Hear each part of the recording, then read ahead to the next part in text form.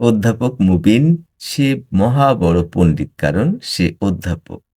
এই ব্যক্তির হাজার পুরস্কার, অনেক টাকা, অনেক সম্মান, অনেক কিছু।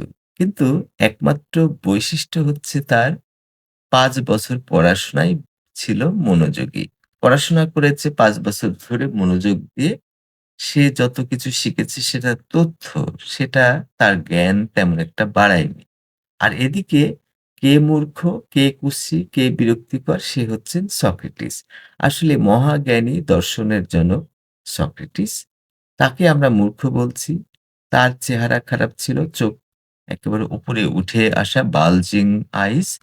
তাকে কুৎসি বলছি। আবার সে মানুষকে শেখাতো, মানুষকে বিপদে সাহায্য করত, মানুষকে জ্ঞান দিয়ে বিপদ থেকে মুক্ত করত। তাকে আমরা নোংরাভাবে দেখছি। তার মানে সক্রেটিস হলো আসল জ্ঞানী ব্যক্তি। তাকে আমরা কোনো পুরস্কার দিইনি।